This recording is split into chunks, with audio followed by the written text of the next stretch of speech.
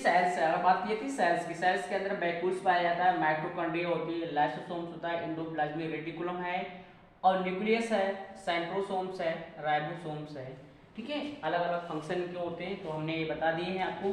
सबसे पहले बात की थी सेल्स जो होती है, सेल्स में क्या पाया जाता है, कोशिका होती है, कोशिका में पाया जाता है, कोशिका द्रव पाया जाता है जिसे हम साइटोप्लाज्म कहते हैं। न्यूक्लियस के अंदर जो होता है, न्यूक्लियस है, केंद्रक बोला जाता है, तो केंद्रक के अंदर एक द्रव पाया जाता है जिसे हम कहते हैं न्यूक्लियोप्लाज्म कहते हैं। साइटोप्लाज्म और न्यूक्लियोप्लाज्म को जब हम आपस में जोड़ देते हैं, एक साथ मिला देते हैं, तब बनता है प्रोटोप्लाज्म। तब क्या कहते हैं, प्रोटोप्लाज्म कहते हैं। प्रोटोप्लाज्म को एक वैज्ञानिक थे, हेक्सले थे, उन्होंने कहा था कि जीवन का भौतिक आधार है। उन्होंने जीवन का भौतिक आधार इसलिए कहा क्योंकि जो प्रोटोप्लाज्म है, अगर जो यहाँ पे कोशिका है, जो हमारी कोशिका है, उसके अंदर कोशिका द्रव भरा हुआ है, अगर कोशिका द्रव भरा हुआ नहीं होता तो जिस कोशिका के जो अंग होते, ऑर्गन हैं, वे आपस में टकराते, जिससे क्या होता, आपस में टकराने की वजह से क्या होती, कोशिका जो है, सेल्स जो है आपस में पिचक जाती है। जब आपस में पिचक जाती है तो पूरी तरीके से सही से काम नहीं करती है, सेल्स क्या होती है, धीरे धीरे डैमेज होने लगती है।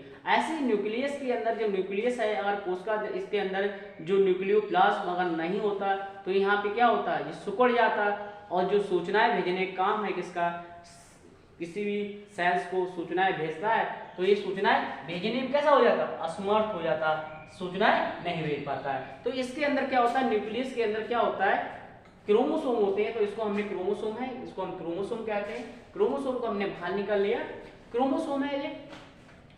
ठीक है, क्रोमोसोम की बात की जाती है, क्रोमोसोम टू टाइप्स होते हैं। ठीक है, क्रोमोसोम जो होते हैं टू टाइप्स होते हैं, एक होता है ऑटोसोम्स होते हैं, इनकी संख्या जो होती है 22 होती है, 22 पेयर में होते हैं, और एक होता है सेक्स क्रोमोसोम होता है, जिसके आधार पर लिंग का आधारित होता है, ये जो बच्चा होगा कैसा होगा इसी पे डिपेंड करता है।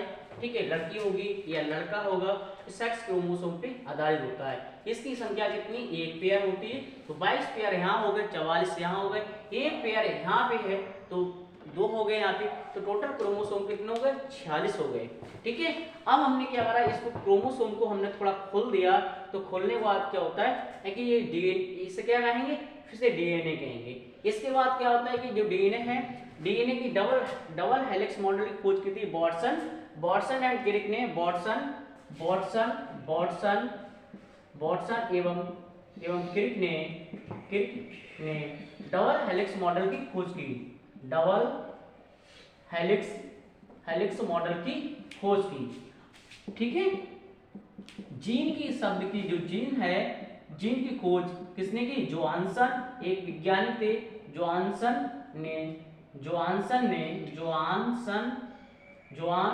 ने जीन शब्द की खोज की।